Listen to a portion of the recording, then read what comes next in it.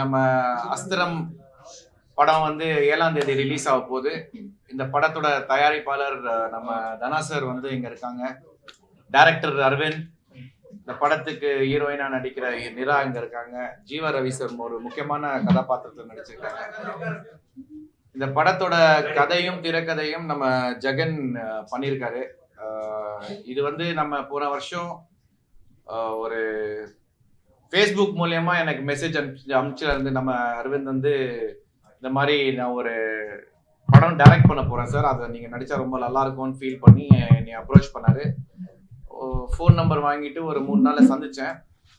சந்திக்கும் போது ஜெகனும் அரவிந்தும் கூட வந்திருந்தாங்க ஆஃபீஸ்க்கு. வந்ததுக்கு அப்புறம் நியூ கமர்ஸா இருந்தாலும் ஃபர்ஸ்ட் கண்டென்ட் என்னன்னு கேட்போம் அப்படின்னு சொல்லி ஃபர்ஸ்ட் கதையை கேட்டேன். கதை கேட்டதுக்கு அப்புறம் ரொம்ப இம்ப்ரெசிவா இருந்தது. ஒரு நம்ம எல்லாருமே நிறைய த்ரில்லர்ஸ் பார்த்துருக்கோம், ரொம்ப ரசிச்சு பார்த்துருக்கோம். இந்த த்ரில்லர்ல என்ன அப்படி வித்தியாசம் அப்படின்னு நீங்க கேட்டீங்கன்னா, எனக்கு தெரிஞ்சு ஒரு ரிவெஞ்ச் டிராமாவை வந்து ஒரு த்ரில்லர் ஃபார்மேட்ல மர்ஜ் பண்ணியிருக்காங்க. ரொம்ப இன்ட்ரெஸ்டிங்கான ஒரு கான்செப்ட், இன்ட்ரெஸ்டிங்கான ஒரு ஸ்கிரீன் பிளே இருந்தது. அதுக்கப்புறம் நான் வந்து எனக்கு இருந்த டவுட் வந்து, அரவிந்த் நீங்க இப்போ யாரோடையும் ஒர்க் பண்ணதில்லை, இண்டிபெண்டன்ட் ஃபிலிம் மேக்கரா இருந்திருக்கீங்க, but how are you going to handle this அப்படின்னு கேட்கும்போது, நிறைய ஷார்ட் ஃபிலிம்ஸ் பண்ணியிருக்கேன் சார். 10 வருஷமா நானும் இந்த இண்டஸ்ட்ரியில நிறைய ஃப்ரெண்ட்ஸோட ஒர்க் பண்ணியிருக்கேன், நிறைய ஷூட்டிங் ஸ்பாட் போயிருக்கேன், நிறைய இடங்கள்ல சின்ன சின்ன படங்கள்ல நடிச்சிருக்காரு. அதுக்கு வந்து காரணம் வந்து ஒரு எக்ஸ்பீரியன்ஸ் கெயின் பண்ணுங்கிறதுக்காக தான் அதை பண்ணியிருக்காரு. அவரோட பேச்சிலே ஒரு விஷயம் எனக்கு கன்ஃபார்ம் ஆயிடுச்சு, ஒரு நல்ல கான்ஃபிடென்ட்டான ஆளுங்கிறது வந்து எனக்கு அதுல தெரிஞ்சிச்சு. அதுக்கப்புறம் தயாரிப்பாளர் யாருன்னு கேட்கும் போது நம்ம தனா சார் அப்படின்னு சொல்லும் போது அவரையும் சந்திச்சேன். அவர் வந்து சொந்த ஊர் வந்து ஈரோடு. அவரை சந்திச்சு பேசும்போது அவர்கிட்ட எனக்கு ரொம்ப பிடிச்ச விஷயம், அது வந்து ரொம்ப ஹார்ட் ஒர்க் பண்ணி, ரொம்ப ஸ்ட்ரகிள் பண்ணி லைஃப்ல ஒரு ஒரு ஒரு பர்டிகுலரான இடத்த பிடிச்சிருக்காரு வாழ்க்கையில. நிறைய பிசினஸ் இருக்கு அவருக்கு நம்ம ஈரோட்ல. அவர் என்கிட்ட பேசிட்டு இருக்கும் போதே ஒரு விஷயம் என்ன சொன்னாருன்னா, சார் எங்களுக்கு ஒரே ஒரு ரிக்வெஸ்ட் தான், இந்த படத்துல நீங்க நடிச்சா ரொம்ப சிறப்பா இருக்கும். எங்களோட ஒரு ரிக்வெஸ்ட் வந்து, இந்த படம் வந்து கொடைக்கானல்ல ஷூட் பண்ண போறோம். அந்த 30 நாளைக்கு நீங்க ஒரே ஷெட்யூல்ல வந்துட்டு போனா எங்களுக்கு ரொம்ப சௌரியமா இருக்கும், ரொம்ப கம்ஃபர்டபுளா இருக்கும் அப்படின்னு சொன்னாரு. அப்ப நான் கூட எடுத்து சொன்னேன், இல்ல சார் புது டைரக்டர் நம்ம ஒரேடியா 30 டேஸ் போறத வந்து ஸ்பிளிட் பண்ணி 15 டேஸ் போலாம் அப்படின்னு சொன்னேன். இல்ல சார், எனக்கு ரொம்ப பெரிய நம்பிக்கை இருக்கு டைரக்டர் மேலயும் அவங்க டீம் மேலயும். நம்ம ஒரே ஷெட்யூல்ல போயிட்டு அதுக்கப்புறம் மிச்சம் இருக்கிற நாட்கள்ல வந்து சென்னையில ஷூட் பண்ணிக்கலாம் அப்படின்னு சொல்லும் போது எனக்கு ரொம்ப சர்ப்ரைசிங்காகவும் இருந்தது, ஷாக்காகவும் இருந்தது. என்னடா புது ஒரு ப்ரொடியூசர் இப்படி ஒரு விஷயத்த சொல்றாரு அப்படின்னு கேட்கும்போது, அப்புறம் நான் வந்து இது கேட்டேன், எப்படி படம் எடுக்க போறீங்க, ஃபைனான்ஸ் நம்ம இல்லை சார், சொந்த பணம் போட்டு தான் இந்த படத்தை எடுக்க போறேன். நாளைக்கு எந்த காரணத்துக்கும் இந்த படத்தை நிறுத்தக்கூடாது, ஷெட்யூல் பிரேக் ஆகக்கூடாது. பிஸ்னஸ் வந்து நம்ம என்னோட கண்ட்ரோல்ல இருக்கணும், நான் விருப்பப்பட்ட மாதிரி இந்த படத்தை நான் ரிலீஸ் பண்ணணும், அதுக்காக தான் நான் என் சொந்த காசையே போடுறேன் அப்படின்னு சொல்லி பேசும்போது எனக்கு ரொம்ப சந்தோஷமா இருந்தது. ஆக்சுவலா இவ்வளவு ஒரு நம்பிக்கை வச்சு சொந்த பணம் போட்டு ஒரு படம் எடுக்கிற ஒரு தயாரிப்பாளர் நம்ம சினிமால ரொம்ப கம்மியான ஆளுங்க தான். நிறைய ஃபைனான்சர்ஸை நம்பி தான் இன்னைக்கு தயாரிப்பாளர்கள் படங்கள் எடுத்துட்டு இருக்காங்க. அந்த வகையில படம் ஷூட்டிங் ஸ்டார்ட் ஆகி எந்த இடத்துலயும் பிரேக் ஆகாம அந்த ஷெட்யூல ஒரே ஷெட்யூல முடிச்சு அப்படியே சென்னையில வந்து எல்லாத்தையும் முடிச்சு ஒரு ஒரு போஸ்ட் ப்ரொடக்ஷன் போய் இன்னைக்கு ஒரு படத்தை கொண்டு வந்திருக்காங்கன்னா, அதுக்கு முழுக்க காரணம் வந்து ஃபர்ஸ்ட் ப்ரொடியூசரோட நம்பிக்கை டைரக்டர் மேல. அவர் என்னதான் ப்ரொடியூசரா இருந்தாலும், பணம் போடுறதா இருந்தாலும், but on the set first ஆளா வந்து நின்று எல்லாத்தையும் சூப்பர்வைஸ் பண்ணி ஆர்கனைஸ் பண்ணி ஒரு ஒரு இந்த படம் நல்லா வரணும், ஒரு புது யங்ஸ்டர் வந்து டைரக்ட் பண்றாரு, அவரும் நல்லா பண்ணணுங்கிறதுனால டெய்லி ஸ்பாட்ல இருப்பாரு. அது எனக்கு ரொம்ப ரொம்ப பிடிச்ச விஷயம். ரெண்டாவது, அரவிந்த் அஸ் அ டைரக்டரா, புது டைரக்டரா இருந்தாலும் அவரோட எக்ஸ்பீரியன்ஸ், அவர் வந்து ஹார்ட் ஒர்க் பண்ணி நிறைய எக்ஸ்பீரியன்ஸை கேதர் பண்ணி ஒரு கார்பரேட் கம்பெனில ஒர்க் பண்ணிட்டு இருந்ததை வந்து குவிட் பண்ணிட்டு முழுக்க இந்த படத்தை பண்ணும்போது நம்ம ஃபுல்லா கான்சென்ட்ரேட் பண்ணி பண்ணணுங்கிறதுக்காக அவரோட டீம் ஜெகன், தினேஷ், ஸ்ரீனிவாஸ், அப்புறம் விஜய், பிரசன்னா, இவங்க எல்லாருமே வந்து ஐடில ஒர்க் பண்ணிக்கிட்டோ இல்லை ஒரு சின்ன பிசினஸ் பண்ணிக்கிட்டோ இருக்காங்க. அரவிந்த் பாலாஜி, இவங்க எல்லாருமே வந்து அவங்கவுங்க வேலைகள் எல்லாம் விட்டுட்டு நம்ம ஃப்ரெண்டு டைரக்ட் பண்றாப்ல, நம்ம அவருக்கு கம்ப்ளீட்டா சப்போர்ட்டா வந்து போய் நிக்கணும் அப்படின்னு சொல்லி எல்லாரும் வந்து அரவிந்த் கூட நின்று சப்போர்ட் பண்ணி, அவங்களுக்கும் சினிமா நாலேஜ் இருக்கு. டோட்டலா இது வரைக்கும் இப்பவும் இங்கதான் இருக்காங்க அந்த ஃப்ரெண்ட்ஸ் எல்லாருமே. அந்த வகையில இப்படி ஒரு ஃப்ரெண்ட்ஷிப்பை நான் புதுசா என் வாழ்க்கையில நான் சந்திக்கிறேன். ஸோ அரவிந்த் வந்து ரொம்ப லக்கின்னு நினைக்கிறேன் இப்படி ஒரு ஃப்ரெண்ட்ஸ் வந்து அமைஞ்சிருக்கிறது. அதே மாதிரி ஆஸ் அ டைரக்டரா நான் ஃபர்ஸ்ட் 2 days 3 days பார்க்கும்போது ஒரு ப்ரொஃபஷனல் டைரக்டர் ஏற்கனவே 2 படம் 3 படம் பண்ண மாதிரி ஒரு ஆர்கனைசேஷனா இருக்கட்டும், காலிங் த ஷாட்ஸா இருக்கட்டும், எக்ஸ்ட்ராக்ஷன் ஆஃப் பெர்ஃபார்மன்ஸா இருக்கட்டும், எல்லாமே வந்து ரொம்ப ப்ரொஃபஷனலா ஹேண்டில் பண்ணாப்ல.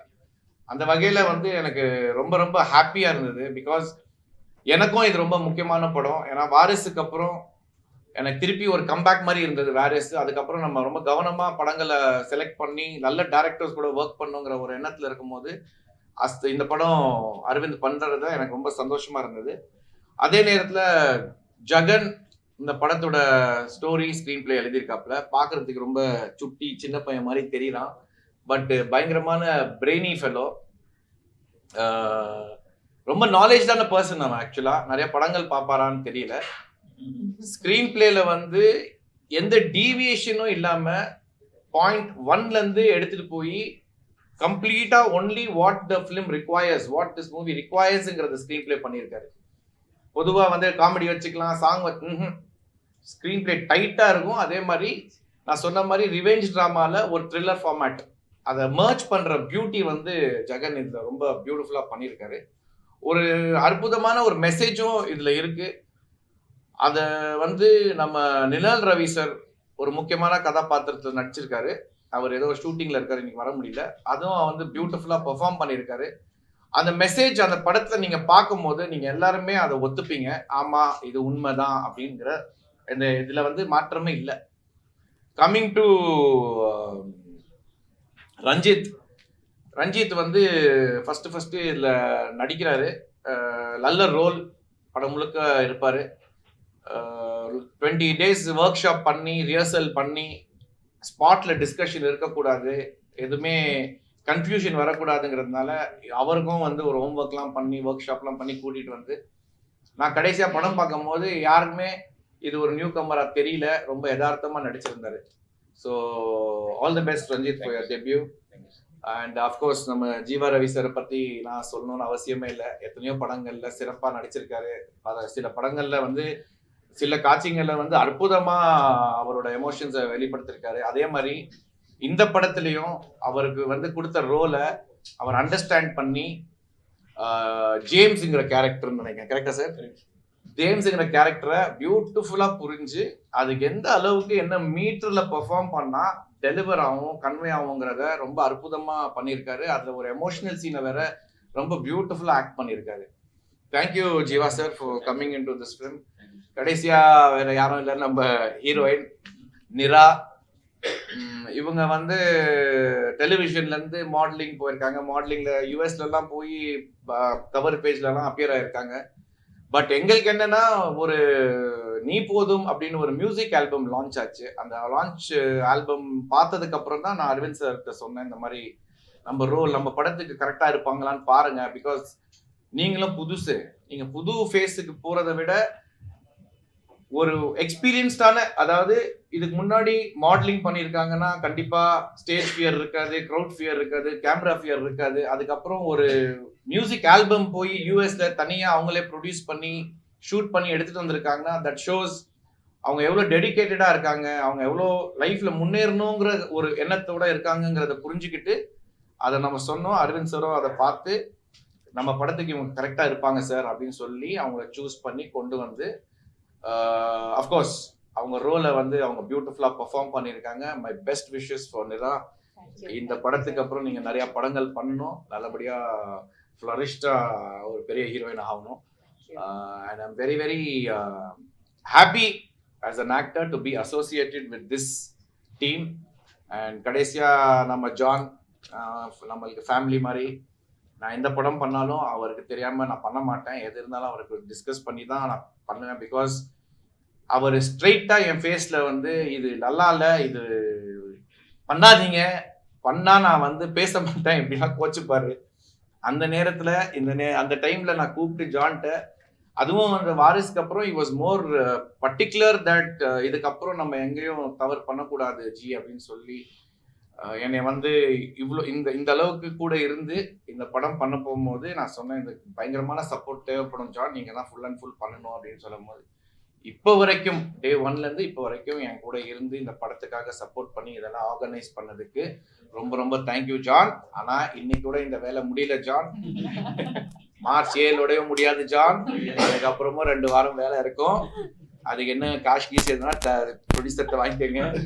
ஸோ எஸ், ஏன் இந்த எல்லாரையும் நான், ஏன்னா இங்க இருக்கிற எல்லாருமே ரொம்ப பாசிட்டிவான பீப்புள், ரொம்ப நல்ல மனசோட இருக்கிற ஒரு ஹியூமன் பீங்ஸ்.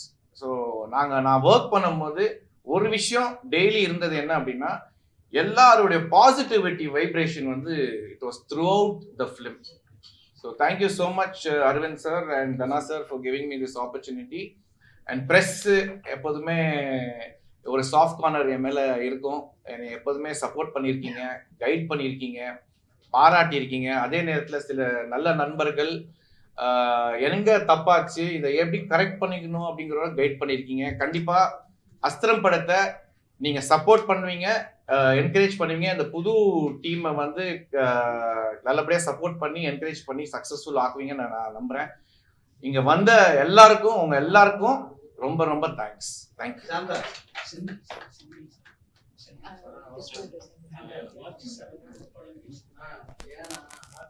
ஒரு முக்கியமான விஷயம் என்ன அப்படின்னா, இந்த படத்தை முடிச்சதுக்கு அப்புறம் ஒரு 2 டிஸ்ட்ரிபியூட்டர்ஸ் படம் பார்த்தாங்க. அதுல ஒரு டிஸ்ட்ரிபியூட்டர் பேர் வேண்டாம், ஒரு பெரிய அமௌண்ட் கொடுத்து நம்ம தனா சார்ட்ட என்ன சொன்னார்னா, நான் இந்த அமௌண்ட்டை கொடுத்து இந்த படத்தை எடுத்துக்கிறேன், அப்புறம் என்னங்கிறத பார்ப்போம் அப்படிலாம் சொல்லும் போது, தனா சார் வந்து வேணாம், இது இப்படி பண்ணக்கூடாது, இது ஒரு நல்ல டிஸ்ட்ரிபியூட்டர் படம், இந்த படத்தை பண்ணணும் அப்படின்னு சொல்லி 2-3 பேரை வேணான்னு சொல்லி கடைசியா நம்ம செந்தில் சார் படம் பார்த்துட்டு ரொம்ப அப்ரிஷியேட் பண்ணி, அவருக்கு அந்த கண்டென்ட் ரொம்ப பிடிச்சிருந்தது. அவருக்கு ஓவராலா ஒரு கேமரா ஒர்க்கும் ரொம்ப பிடிச்சிருந்தது. இன்னைக்கு கல்யாண் வரலன்னு நினைக்கிறேன். அவரும் ரொம்ப சிறப்பா இதுல வந்து சினிமாட்டோகிராஃபி பண்ணியிருக்காரு. எங்க டீமை சப்போர்ட் பண்ணி இந்த படத்தை தமிழ் தியேட்டர்கள் எடுத்து ரிலீஸ் பண்ற செந்தில் சாருக்கு இந்த நேரத்தில் ரொம்ப ரொம்ப நன்றி. And yes, thank you so much for coming. Thank you.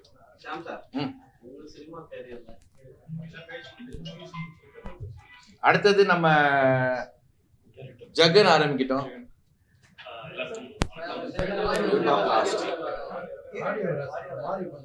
மாறி உட்காரணுமா? இப்படி வா ஜகனே. எப்படி வந்து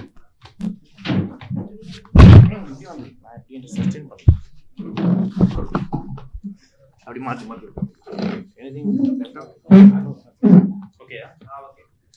எல்லாருக்கும் வணக்கம். அஸ்திரம் இது எங்களோட ஃபர்ஸ்ட் படம். டைரக்டருக்காகட்டும், எனக்காகட்டும், ஹீரோயின் மேம், ப்ரொடியூசரோட பையன். ஸோ இது ஒரு இன்டென்ஸான த்ரில்லர். ஒரு புதுசாக ஒரு ட்ரை ஸ்க்ரீன் பிளேல பண்ணியிருக்கேன். டேரக்டர் சப்போர்ட்டோட ஷாம் சார் ரொம்ப நல்லா ஆக்ட் பண்ணியிருக்காரு. ஒரு சட்டிலான பர்ஃபார்மன்ஸ் கொடுத்துருக்காரு. ப்ரொடியூசர் கிட்ட இருந்தும் அவரோட பையன் கிட்ட இருந்தும் ரொம்ப பெரிய சப்போர்ட் கிடைச்சிருக்கு. ஹீரோயின் மேம் ரொம்ப நல்லா ஆக்ட் பண்ணியிருக்காங்க. அவங்களும் ஒரு சட்டிலான பர்ஃபார்மன்ஸ் கொடுத்துருக்காங்க. ஸோ ஹீரோயின்னாலே இந்த கிரிஞ்ச் அப்படின்ற ஒரு விஷயம் இருக்கும், அது இல்லை அவங்கக்கிட்ட. ஸோ அதனால் தைரியமாக அந்த படத்தை பார்க்கலாம். ஜீவா ரவி சார் வந்து டேரக்டர்ஸ் ஆக்டர் அப்படின்னு சொல்லலாம். எத்தனை வாட்டி டேக் கேட்டாலும், டேரக்டர் கேட்டாலும் அதை சலிக்காமல் பண்ணுவார். ஸோ அவரும் ரொம்ப ஒரு நல்ல ரோல் ஒன்று பண்ணியிருக்காரு. தேங்க்யூ ஸோ மச் சார் உங்களுடைய சப்போர்ட்டுக்கு. அண்ட் மார்ச் 7 படம் ரிலீஸ் ஆகுது, நீங்களாம் பார்த்து சப்போர்ட் பண்ணணும். தேங்க்யூ.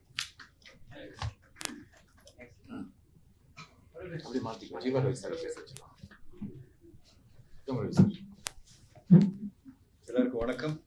அரவிந்துக்கு மட்டும் இல்லை, எனக்கும் இதுதான் ஃபர்ஸ்ட் படம். இன்னும் ஒரு படம் அப்படி நினைச்சு போனால் தான் அங்கே ஏதாவது பண்ண முடியும். அண்ட் ஒருவர் வந்து ரொம்ப சந்தோஷம்னா, 2 பக்கம் வந்து 2 பெரிய பெர்ஃபார்மன்ஸ், 2 பெரிய சீனியர்ஸ். ஒன்று ஷாம் சார் இந்த பக்கம், அந்த பக்கம் நெல்லுகர் ரவி சார். பட் ஷாம் சாரோட நடிக்கிறதுக்கு எனக்கு பிளெஸிங் இல்லை இந்த படத்தில். ஸோ காம்பினேஷன் இல்லை. ரவி என்னோட நடிச்சிட்டேன். ஒரு 2 சீன் 3 சீன் பண்ணோம். ஸோ அது ஒரு குறிப்பிட்ட ஒரு குடும்பமாக அதை நடிச்சு முடிச்சிட்டோம். ஹீரோயின் கூட நடிக்கிறதுக்கும் காம்பினேஷன் இல்லை. பட் இருந்தாலும் எனக்கு வந்து நார்மலாக வந்து ஒரு அப்பா ரோல் தான் இந்த படத்தில். பட் ஒரு டிஃப்ரெண்டான அப்பாவை நீங்கள் பார்ப்பீங்க. ஒரு எமோஷனல் ஃபாதர். எனக்கு ரொம்ப பிடிச்சது. அதுக்கு அரவிந்துக்கும் ப்ரொடியூசர் சாருக்கும் ரொம்ப தேங்க்ஸ் சொல்லிக்கிறேன். ஸோ கொடைக்கானலில் நாங்கள் இருந்த அந்த 8 நாளோ 9 நாளோ வந்து எனக்கு ரொம்ப ரொம்ப என்ஜாயபிள். மிருதனுக்கு அப்புறம் இது ஒரு பெரிய மெமரி எனக்கு இருக்கும். அண்ட் சமீபத்தில் அந்த விடாமுயற்சி பண்ண 13 நாள் பேங்காக்ல இருந்தேன். இந்த ஹாப்பினஸ் வந்து எனக்கு இருந்தது வந்து ரொம்ப சூப்பர்வா இருந்தது. அதை விட ஒரு 10 மடங்கு ஹாப்பினஸ் வந்து எனக்கு இந்த டீம் கொடுத்தாங்க. ப்ரொடியூசர்ஸ் சரி, ஆக்டர்ஸ் சரி, எல்லாருமே கொடுத்தாங்க.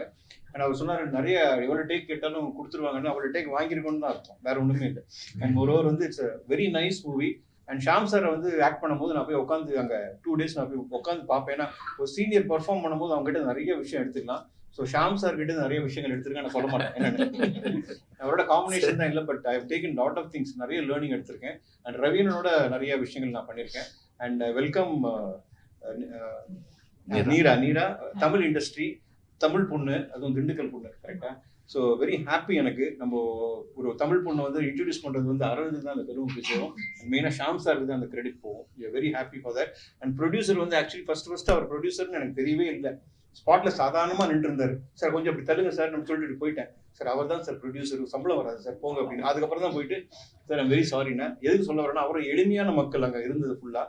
அண்ட் கொடைக்கானல்ல நம்மள எல்லாருமே அவங்க வீட்டில் பார்த்துக்கிற மாதிரி எங்களை பார்த்துக்கிட்டாங்க, எந்த வித குறையும் இல்லை. அண்ட் இதில் ஒருத்தரை பற்றி மட்டும் நான் சொல்ல மாட்டேன். ஹாஜி முகமதுன்னு சொல்லி மேனேஜர் ஒருத்தர் இருந்தார். அவர் ஃபுல் அண்ட் ஃபுல் அவருக்கு வந்து நான் ரொம்ப தேங்க்ஸ் சொல்றேன். நிறைய ஓட்டம் ஓடினார் அண்ட் பண்ணார், எல்லாமே பண்ணாங்க. ஸோ அவர் வந்து நீங்கள் இல்லை இருக்காரு இல்லைன்னு தெரியல, பட் அவருக்கு ரொம்ப தேங்க்ஸ் சொல்லணும். அண்ட் மோரோவர் இந்த டெக்னீஷியன்ஸ், இந்த படத்தில் இருக்கவங்க எல்லாமே சூப்பர் டெக்னீஷியன்ஸ். எல்லாருக்கும் என் மனமார்ந்த வாழ்த்துக்கள். அண்ட் ஷாம் சார் அவரோட கம்பேக் வந்து வாரிசுலேயே வந்து அவர் கம்பேக் இல்லை, எப்போ அவர் வந்துட்டு திருப்பி அவர் வரணுன்றதே இல்லை. ஷாம் சார்னா எல்லாருக்குமே தெரியும்.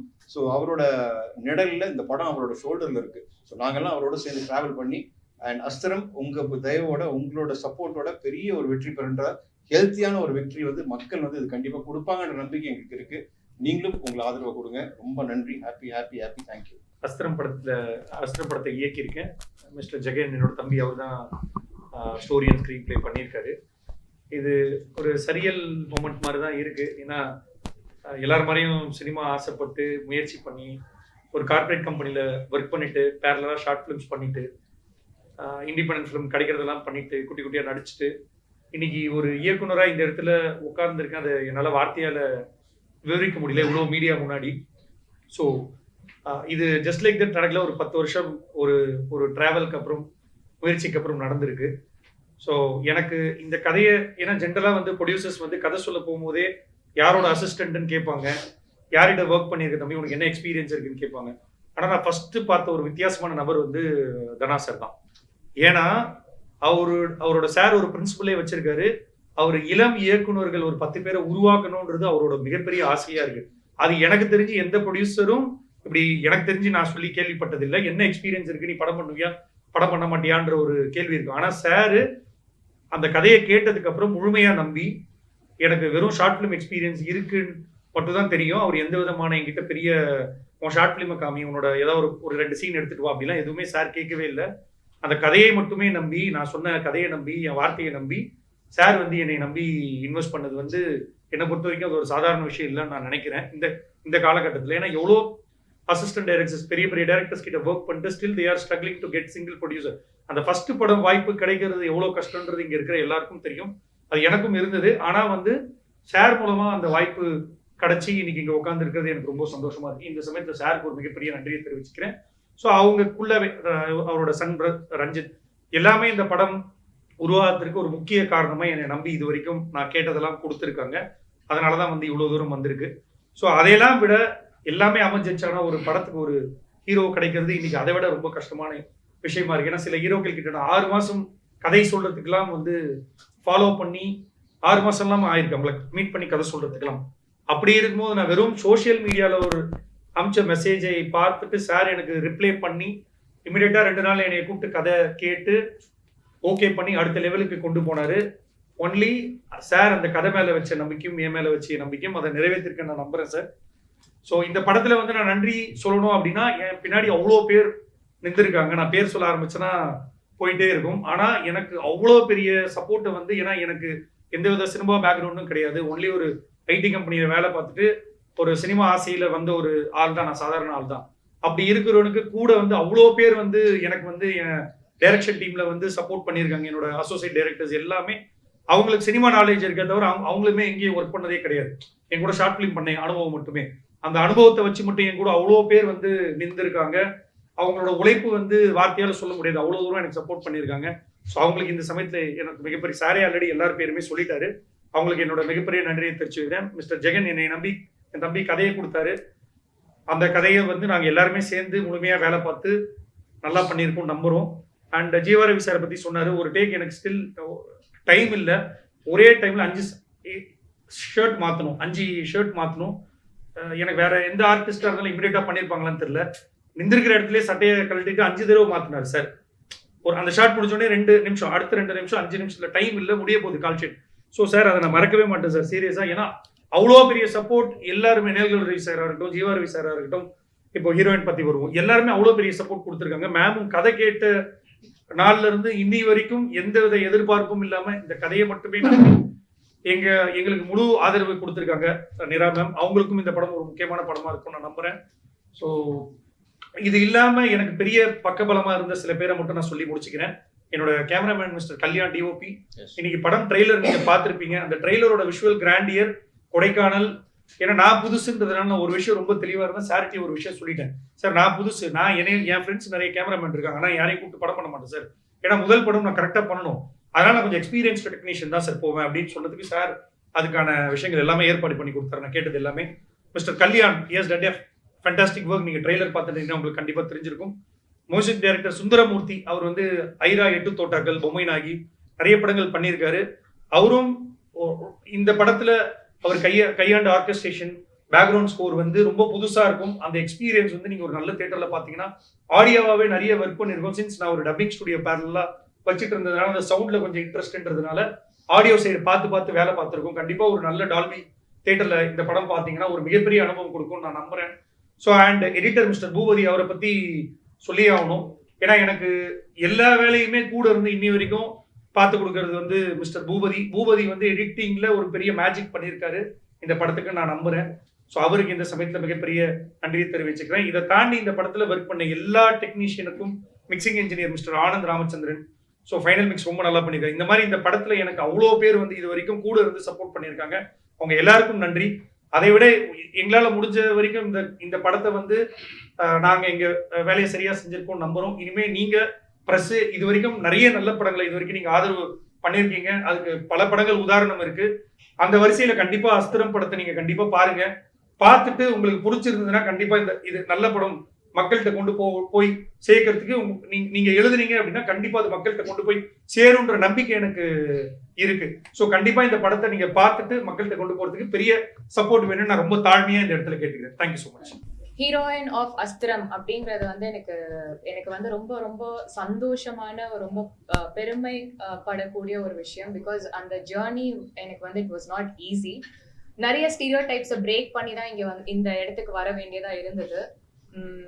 டெலிவிஷன்ல ஸ்டார்ட் பண்ணி அப்புறம் ஒரு இது வந்து நான் ஒரு ப்ரொஃபஷனா சூஸ் பண்ணி இதுதான் என் ப்ரொஃபஷன் நான் மென்டலி டிசைட் ஆகும்போது நான் இதுக்கு எந்த அளவுக்கு தகுதியா இருக்கேன் அப்படிங்கறத உணர்றதை விட ரொம்ப யதார்த்தமா எல்லார மாதிரி நானும் வந்து ஏன் எனக்கு சான்ஸ் கிடைச்சா நானும் ப்ரூவ் பண்ணுவேன், இப்படி ஒரு மைண்ட் செட்லேயே தான் நான் டிராவல் ஆயிட்டு இருந்தேன்.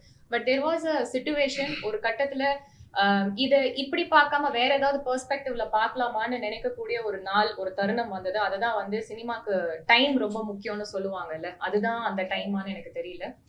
அது அப்படிதான் நான் நம்புறேன்.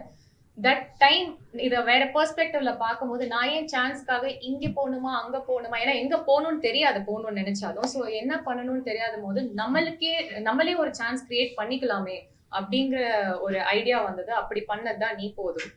அந்த நீ போதும் ஆல்பம் சாங் நம்ம சென்னையில பண்ணாலே, நான் திண்டுக்கல்ல பிறந்தேன், சென்னையில வளர்ந்தேன்.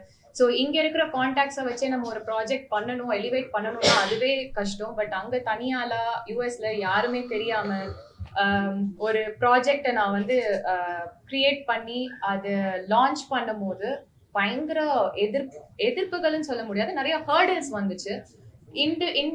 இண்டிபெண்டா இண்டிவிஜுவலா நான் அதை வந்து ஹேண்டில் பண்றது ரொம்ப சிரமப்பட்டேன். பட் ஒரு மேனிஃபெஸ்டேஷனோட, ஒரு ஸ்ட்ராங் வில்லோட நம்ம இஃப் வி மூவ் ஃபார்வர்ட், நடக்கிறதெல்லாம் கண்டிப்பா நல்லதே நடக்கும் அப்படின்னு சொல்ற மாதிரி, like everything was unfolding for me. எல்லாமே நல்லதே நடக்கும் அப்படிங்கிற மாதிரி எனக்கு காமிக்கக்கூடிய விஷயங்கள் Arya sir, Aishwarya Rajesh ma'am, Revathi ma'am and Khushbu ma'am, இவங்கள மாதிரி ஆட்கள் எல்லாம் எனக்கு அந்த ப்ராஜெக்ட் டிஜிட்டலா லான்ச் பண்ணி கொடுத்தாங்க. ஏன்னா அது வந்து ஒரு women orient subject. And Sham sir, Meena ma'am, Bharath sir இவங்க அண்ட் டைரக்டர் பரத் மோகன் சார் இவங்க எல்லாம் வந்து எனக்கு நேர்ல வந்து எனக்கு அந்த சாங்கை லான்ச் பண்ணி கொடுத்துட்டு ஷாம் சார் வந்து ரொம்ப அப்ரிஷியேட்டிவா பேசினாங்க எல்லாருமே. அண்ட் ஷாம் சார் ஆல்சோ ரொம்ப நிறைய விஷயங்கள் கேட்டாரு. இது எப்படி பண்ணீங்க, என்ன பண்ணீங்க, எப்படி பிளான் பண்ணீங்க, இந்த ஐடியா எப்படி வந்ததுங்கிறதுலாம் ரொம்ப யதார்த்தமா கேட்டாரு அந்த இடத்துல. நானும் இதுக்கு எல்லாத்துக்கும் ரொம்ப யதார்த்தமா பதில் சொன்னேன். அவர் வாழ்த்தினாரு. எல்லாரும் வாழ்த்துற மாதிரி இவரும் வாழ்த்துறாருன்னு சொல்லிட்டு நானும் ரொம்ப சந்தோஷப்பட்டு அதோட like I thought like what next அப்படிங்கிற மைண்ட் செட்டோட தான் நான் வீட்டுக்கு கிளம்பி வந்தேன். வித்தின் வீக் ஆர் 2 எனக்கு வந்து அரவிந்த் சார் கிட்ட இருந்து ஒரு கால் வந்தது. என்னோட நீ போதும் வந்து லேரி அண்ட் டி சீரீஸ் அவங்க கிட்ட தான் நாங்க பிசினஸ் க்ளோஸ் பண்ணியிருந்தோம். லேரி ஆனந்த் சார் அவர் வந்து என்னோட கான்டாக்டை ஷேர் பண்ணியிருக்காங்க. இந்த மாதிரி ஒரு படம் நடக்குது, உங்களை ஹீரோயினா நாங்கள் நிறைய ஹீரோயின்ஸ் பார்த்துட்டு இருக்கோம், நாங்கள் உங்களையும் உங்களோட ஒர்க்கையும் நாங்கள் பார்த்தோம், நாங்கள் உங்ககிட்ட பேசணும்னு நினைக்கிறோம், can you come to the ஆஃபீஸ்ன்னு கேட்டார் அரவிந்த் சார். ஷோர் சார்ன்னு சொல்லிட்டு மீட் பண்ணேன். அது வரைக்கும் எனக்கு தெரியாது இது என்ன ப்ராஜெக்ட், யார் ஹீரோ, எந்த டீட்டெயில்ஸுமே எனக்கு தெரியாது. நரேஷன்ல உட்காந்தேன். அங்கதான் நான் அரவிந்த் சாரையும் ஜெகனையும் நேர்ல ஃபர்ஸ்ட் டைம் மீட் பண்ணேன்.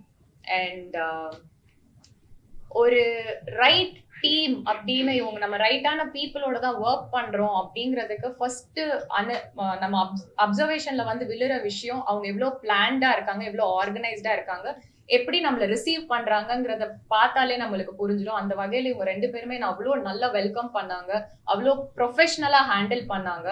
அண்ட் டைரக்டர் சாரோட அந்த ஜேர்னி இப்ப சொன்னார் இல்லையா, 10 வருஷம் நானும் ஸ்ட்ரகிள் பண்ணிருக்கேன். அவரோட அனுபவங்கள்லாம் வந்து இன்னொரு சக மனிதரை எப்படி நல்ல மாதிரி ட்ரீட் பண்ணணும் அப்படிங்கறத அவருக்கு கத்து கொடுத்துருக்குன்னு நினைக்கிறேன். Thank you so much sir for treating me so well and giving me this opportunity. And இந்த கதையா கேட்கும் போது இந்த கண்டென்ட் எனக்கு ரொம்ப பிடிச்சிருந்தது. என்னோட இந்த ஜேர்னில நான் கத்துக்கிட்ட ஒரு விஷயம், நான் நம்புற விஷயம், ஒரு நல்ல படத்துல, ஒரு ஜெயிக்கக்கூடிய ஒரு படத்துல நான் இருந்தேன்னா கண்டிப்பா நானும் ஜெயிப்பேன் அப்படிங்கிற கான்பிடன்ஸ்ல தான் இந்த படத்துக்குள்ள நான் வந்தேன். அண்ட் ஷாம் சார் சொன்ன மாதிரி ஜெகன் வந்து பார்க்கதான் ரொம்ப silent and very young he looks, but thought process wise அவர் வந்து பயங்கரமா எழுதுவாரு. அவரோட இவங்க ஆஃபீஸ்ல பெர்ஃப்யூம்னு சொல்லிட்டு ஒரு இங்கிலீஷ் ஃபிலிமோட போஸ்டர் நான் பார்த்தேன். அந்த படம் பர்சனலா எனக்கும் ரொம்ப பிடிச்ச ஒரு ஃபிலிம். அது வந்து சைக்கோ த்ரில்லரோட படம். அதை பத்தி நான் கேட்கும் போதே நானும் ஜெகனும் அங்கே கிளிக் ஆயிட்டோம். ஸோ அங்க இருந்தே எனக்கு வந்து ஒரு கம்ஃபர்ட் கிடைச்சிச்சு. Okay, it's a very nice team, I can confidently ஒர்க்குங்கிற ஒரு ஃபீலிங் கொடுத்தாங்க. அங்க லொகேஷன் போனா ஜென்ரலா எல்லாருக்குமே ஒரு ஹெசிடேஷன் இருக்கும்ல, எவ்வளவு கம்ஃபர்ட் இருக்கும், நம்ம எங்க போறோம், அதுவும் அவுட்டோர் டிராவல் பண்ண போறோம், எப்படி நம்ம ஸ்டே பண்ண போறோம், என்னெல்லாம் இவங்க நம்மளுக்கு கம்ஃபர்டபுளா ப்ரொவைட் பண்ணுவாங்கிறது தெரியாது. அங்க போய் பார்த்தா ப்ரொடியூசர் சார் வந்து அங்க ஒரு ஹோம்லி ஆம்பியன்ஸே செட் பண்ணி வச்சிருந்தாரு. I never felt left out anywhere. எங்கேயுமே தனிமையா ஃபீல் பண்ணல, அன்சேஃபா ஃபீல் பண்ணல. அந்த செக்யூரிட்டி தான் எல்லா ஆக்டர்ஸ்க்குமே ரொம்ப இம்பார்ட்டன்ட். ஏதாவது ஒண்ணு குறையுது அப்படின்னா, ஏதாவது ஒண்ணு மிஸ் ஆகுது அப்படின்னா நம்மளுக்கு ஒரு ஸ்ட்ரெஸ் வரலாம், ஒரு அப்செட் ஆயிட்டோம் அப்படின்னா நம்மளால சரியா பெர்ஃபார்ம் பண்ண முடியாது. பட் எனக்கு அந்த மாதிரி எந்த விதமான கஷ்டமும் கொடுக்காம என்ன அவங்க வீட்டு பொண்ணு மாதிரி பாத்துக்கிட்டாங்க. அதுக்கு ரொம்ப ரொம்ப நன்றி சார், தேங்க்யூ சோ மச். அவரோட ப்ரொடக்ஷன்ல ஒர்க் பண்றதுக்கு அவ்வளோ கம்ஃபர்டபுளா நான் ஃபீல் பண்ணேன். Then comes Ranjith. ஒரு சின்ன எக்ஸ்பீரியன்ஸ் இருக்கு ஃப்ரம் டெலிவிஷன் டு டுடே அஸ்திரம்ல. ஒரு இன்டர்மீடியட் லெவல்ல நம்மளுக்கு ஒரு பெர்ஃபார்மன்ஸ் தெரியும்னா ஷாம் சார் வந்து பயங்கர அட்வான்ஸ்டு ரேஞ்ச்ல இருக்காங்க. ரஞ்சித் வந்து he's a fresher as an actor. அது மட்டும் இல்லாம இந்த படம் ஷாம் சாரோட ஷோல்டர்ஸ்ல தான் டிராவல் ஆகுது என்டையர் ஃபில்ம். நாங்க எல்லாருமே வந்து அவரை குஷன் பண்ற ஒரு கேரக்டர்ஸ்ல தான் இருக்கோம். அப்படின்னும் போது இவர் ரஞ்சித் வந்து த்ரூ அவுட்டா டிராவல் பண்றாரு ஷாம் சார் கூட. அவரோட பெர்ஃபார்மன்ஸ் வந்து அவ்வளோ இம்பார்ட்டன்ட். பிகாஸ் ஒருத்தர் ஒரு சீன்ல ப்ராப்பரா பெர்ஃபார்ம் பண்ணலனாலும் மொத்த சீனும் இறங்கிடும் போது அவருக்குமே ஒரு பெரிய ரெஸ்பான்சிபிலிட்டி இருக்கு. பட் எந்த இடத்துலயுமே படம் பார்த்ததுக்கு அப்புறமும் சரி, இல்ல ட்ரெய்லர் பார்த்துட்டும் சரி, friends circle, family circle, anywhere எங்கேயுமே ஒரு நெகட்டிவ் கமெண்ட்டோ இல்ல ஒரு முக சுருக்கமோ எதுவுமே இல்லை. அவ்வளோ அப்ரிஷியேட் பண்ணிருக்காங்க. இது this happen only because Ranjith had that open mind to learn. He was completely open to learn and perform well. Thank you so much, Ranjit. And Jeeva Ravi sir, thank you for being a part of this film, sir. நீங்க சொன்ன மாதிரி combination scenes கிடையாது நம்மளுக்கு, ஆனா இவங்களோட character is kind of the face for the film. அதுதான் வந்து ஒரு இட் கிரியேட்ஸ் த ரூட் அப்படின்னும் போது he played a very prominent role. நான் ஜீவா ரவி சாரை வந்து நிறைய ஆட்ஸ்ல பார்த்திருக்கேன், மிருதன் ஃபிலிம்ல பார்த்திருக்கேன், எல்லா இடத்துலயுமே வந்து ஒரு நெகட்டிவ் ஷேட்ல ப்ளே பண்ணிருப்பாங்க. பட் இங்கே கம்ப்ளீட்டா ஒரு எமோஷனல், நீங்க ட்ரெய்லர் பார்த்திருந்தீங்கன்னா தெரிஞ்சிருக்கும், அவரோட ஒரு கிரைம் சீக்வன்ஸ் வச்சிருப்பாங்க, பயங்கர எமோஷனலா இருக்கும். அது நம்ம வீட்டுக்கு திரும்பி போகும்போது கூட அது மைண்ட்லயே ஓடிட்டு இருக்கோம். அந்த மாதிரியான ரொம்ப இம்பார்ட்டன்டான ப்ராமினென்டான ரோல் பிளே பண்ணிருக்காரு. அண்ட் எங்க எல்லாருக்குமே ஒரு இம்பார்ட்டன்ஸ் இருக்கு, பட் நாங்க எல்லாருமே we keep cushioning that main person Sham sir. And Sham sir, thank you so much for being that comfortable person. ஒரு 20 வருஷத்துக்கும் மேற்பட்ட உங்களோட இந்த ஜேர்னில heroines like Jyothika ma'am, Simran ma'am, Trisha மேம்ல டெபியூ ஆனது, அசின் மேம்ல டெபியூ ஆனது எல்லாருமே உங்க கூட தான். அப்படின்னும் போது நானும் உங்க கூட டெபியூ ஆகிற ஒரு வாய்ப்பு கிடைச்சிருக்குங்கிறதே நான் வந்து ரொம்ப பெரிய வரமா நான் பாக்குறேன். And not every one will have that heart to say okay இந்த பொண்ணை காஸ்ட் பண்ணுங்க, இந்த பொண்ணை வந்து ஹீரோயினா போடுங்க அப்படின்னு எல்லாராலும் சொல்ல முடியாது. பட் நீங்க அது மீறி என்ன அங்க லான்ச்ல என்ன அப்ரிஷியேட் பண்ணது இல்லாம நீங்க இங்கேயுமே வந்து என்ன ரெஃபர் பண்ணிருக்கீங்கன்னா அந்த மனசே வந்து நான் கடவுளா பாக்குறேன். So because breaking the stereotypes and becoming a heroine, அதுவும் டெலிவிஷன் சொல்லி நம்மள அழுத்தி ஒரு ப்ரெஷருக்குள்ள வைக்கும் போது அதை பிரேக் பண்ணி வெளியே வந்து ஷோ ஆஃப் பண்ணணுங்கிறது வந்து I hate that strong will, and that will maybe introduced me to people, kind-hearted people like you, director and the producer. So this entire team is like a very close to my heart team. And Nilalgal Ravi sir, such a legendary actor. Rajini sir ஓடலாம் அவரோட combinations எல்லாம் பார்த்து நான் அவ்வளோ ரசிச்சிருக்கோம், enjoy பண்ணிருக்கோம். அவர் கூட first day எனக்கு combination shot வரும்போது ஒரு நர்வஸ்னஸோட உட்காந்துட்டு இருக்கேன். அவர் வந்து தமிழ் பேசியாமா? சார் தமிழ் பொண்ணு தான், திண்டுக்கல் பொண்ணு, மூக்கு அழகா இருக்கு, உனக்கு வந்து நல்லா வந்துருவ நீ பாரு அப்படின்னு ஒரு வார்த்தை சொல்லும் போது அந்த நர்வஸ்னஸ் எல்லாம் தொப்புன்னு உடஞ்சிருச்சு. ரொம்ப கம்ஃபர்டபுளா ஃபீல் பண்ணேன். இப்படி எல்லாருமே என்கரேஜிங்கா மோட்டிவேட்டிங்கா தான் இருந்தாங்க. அது எனக்கு ரொம்ப சந்தோஷமா இருக்கு. Now I can very honestly and proudly say, இந்த அஸ்திரம்ங்கிற படம் என் வாழ்க்கையில எனக்கு கடவுள் கொடுத்த அஸ்திரம். இதை வரமா கொடுத்திருக்காரு, இங்க இருந்து யூ டேக் ஆஃப் அப்படின்னு சொல்லி எனக்கு கிடைச்ச வரமா நான் பாக்குறேன். So that's fine, thank you so much. இதுவுமே வந்து ஒரு கடவுள் எனக்கு கொடுக்குற ஒரு விஷயம் மாதிரி இருக்கு. அண்ட் ஜான் சார், இவர் வந்து எனக்கு நீ போதும் டைம்ல இருந்தே எனக்காக ஒர்க் பண்ணி கொடுத்துருக்காரு. ஸோ அவருக்கும் தெரியும் என்னோட விஷன் என்ன, என்னோட கோல் என்ன. அண்ட் அவருக்கும் 2 பொண்ணுங்க. அவர் என்ன பாக்குறது வந்து அவரோட டாட்டர் மாதிரி நீங்க வளர்ந்து வரணும் அப்படின்னு வந்து ஜென்யூனா எனக்காக ஃபீல் பண்ற ஒரு மனிதர். இந்த மாதிரி ஆட்கள் வந்து நம்மளை சுத்தி இருக்காங்கன்னும் போதே ஒரு நம்பிக்கையான ஆட்கள் நம்மளை சுத்தி இருக்காங்கன்னா நம்ம இன்னும் கான்ஃபிடென்ட்டா மேல வளர்ந்து போயிட்டே இருக்கலாம். அதை நான் ரொம்ப ஸ்ட்ராங்கா பிலீவ் பண்றேன். And as I previously set, நிறைய ஸ்டீரியோ டைப்ஸோட கேள்வி கேட்டு நான் என்னோட ஜேர்னியை தொடர்ந்தேன். அந்த வகையில ஈவன் அபவுட் ப்ரெஸ் என்ன நிறைய பயம் கொடுத்துனாங்க. உங்களை பத்தி இப்படி எழுதுவாங்க, அப்படி எழுதுவாங்க, இதை சொல்லுவாங்க, அதை சொல்லுவாங்க. பட் பிரதர்ஸ், ஐ ஸ்வேர் நான் உங்களை ரொம்ப நம்புறேன். உங்க வீட்டு பொண்ணா நினைச்சு ஒரு திண்டுக்கல் டு அமெரிக்கா ஒரு ஜேர்னி நானும் பண்ணிருக்கேன். ஸோ அங்க இருந்து இன்னும் நிறைய இந்த படம் எனக்கு கிடைச்சிருக்கு. இந்த படத்துல இருந்து இன்னும் நிறைய வளரணும்னு நான் எதிர்பார்க்கிறேன். உங்களோட சப்போர்ட்டோட, ஆடியன்ஸோட சப்போர்ட்டோட, கடவுளோட ஆசீர்வாதத்தோட கண்டிப்பா நான் வின் பண்ணுவேன் நம்புறேன். நன்றி. அப்படிங்கிற ப்ரொடக்ஷன்ல வந்து எங்க அப்பா வந்து ஜெயிக்கணுங்கிறதுக்காகவே நம்ம டைரக்டர் சொன்ன மாதிரி 10 நியூ டைரக்டர்ஸ் கொண்டு வரணும் அப்படின்றது ரொம்ப ஆசைப்படுறாரு. அது எத்தனை பேருக்கு பிடிக்கும்னு தெரியல. அது ஒரு வாழ்க்கை கொடுக்கணும்னு ஆசைப்படுறாரு. அவர் காசு இழந்தாலும் ஒரு 10 டைரக்டருக்கு வாழ்வு கொடுக்கணும், நம்ம பேரை சொல்லணும் அப்படின்றதுக்காகவே அவர் வந்து, நான் கூட சொன்னப்ப ஒரு 2-3 படங்கள் சம்பாதிச்சுட்டு அடுத்த படத்துக்கு போகலாம் அப்படின்னு சொன்னேன். இல்லைப்பா, என்னோட ஆம்பிஷன் 10 படம். அந்த 10 படமே வந்து புது டைரக்டருக்கு கொடுக்கணும்னு சொல்லி விருப்பப்படுறாரு. அவரோட ஆசையை வந்து நிறைவேற்றணும்னு உங்கள்கிட்ட கேட்டுக்கிறேன். And director Aravind Rajagopal sir பற்றி சொல்ல வேண்டியதே இல்லை. இப்போ இந்த மீடியாவில் சொல்கிறது தாண்டி படத்தில் பார்த்து தெரிஞ்சுக்கணும்னு ஆசைப்பட்றேன். என்னதான் மீடியாவில் நான் ப்ரொமோட் பண்ணி சொன்னாலும் end of the day cinema தேட்டரில் பார்த்து தான் நீங்கள் தெரிஞ்சுக்கணும்னு ஆசைப்பட்றேன். அண்ட் ஆக்டர் சாம் சாருக்கு ரொம்ப தேங்க்ஸ் சொல்லிக்கிறேன் sir.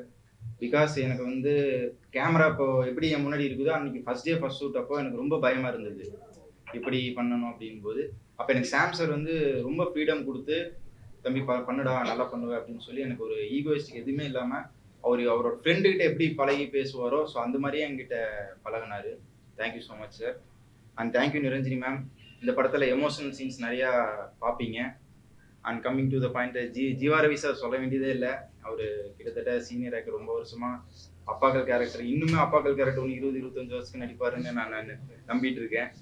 And writer Jagan bro பற்றி சொல்லி ஆகணும். கதை இல்லாமல் படம் இல்லை.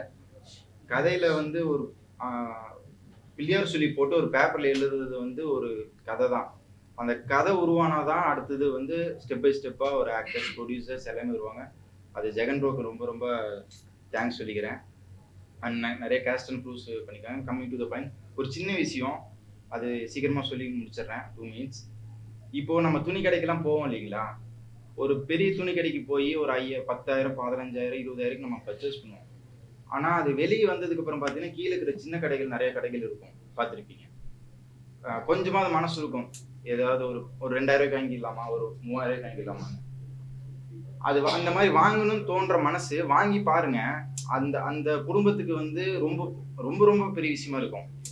அவங்களோட ஒரு ஒரு ஒரு வாரம், 10 வாரம், ஒரு மாதத்துக்கு அவங்களால சமாளிக்கக்கூடிய பணமாக இருக்கும். அவங்களுக்கு ரொம்ப கஷ்டப்படுறவங்களா இருக்கும். அந்த இடத்துல தான் அந்த சின்ன படமாக இப்போ வந்துட்டு இருக்கிறது.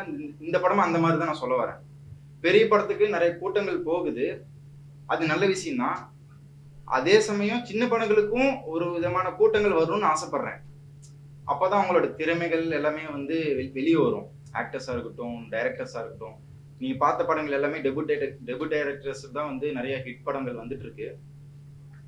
ஸோ அதனால் வந்து கல்யாணத்துக்கு வந்து சாப்பாடு சாப்பிட்டு நல்லா இருக்கா நல்லா இல்லையான்னு வந்து பார்த்து சாப்பிட்டதுக்கு அப்புறம் தான் தெரியும். ஸோ அந்த மாதிரி கல்யாணத்துக்கு இன்வைட் பண்ணியிருக்க மாதிரி இந்த படத்துக்கு இன்வைட் பண்ணுறோம். அதை சாப்பிட்டுட்டு நீங்கள் வந்து படத்தை பார்த்துட்டு எனக்கு வந்து நல்லா இல்லைனாலும் நல்லா இல்லைன்னு சொல்லுங்கள், நல்லா இருக்குன்னா நல்லா இருக்குன்னு சொல்லுங்கள். Thank you so much. பார்த்ததுலேருந்து பெரிய படங்களை பார்க்குறத விட தோத்த படத்தை அதிகமாக பார்ப்பேன். ஏன்னா அதுக்காக அவன் வாழ்ந்துருக்கிறான், அவன் கஷ்டப்பட்டுருக்கிறான். என்னடா தப்பு பண்ணிட்டாங்கிறத நான் வந்து ஃபீல் பண்ணி பார்ப்பேன். இவங்கெல்லாம் ஏதோ ஒரு காலத்தில் வரணும். ஏன்னா வந்து இங்கே சென்னைக்கு நான் இந்த குறைஞ்சது 30 நாள் இங்கே இருக்கிறனால நிறையா சின்ன ப்ரொடியூசர் கஷ்டப்படுறாங்கிறது தெரிஞ்சு போச்சு.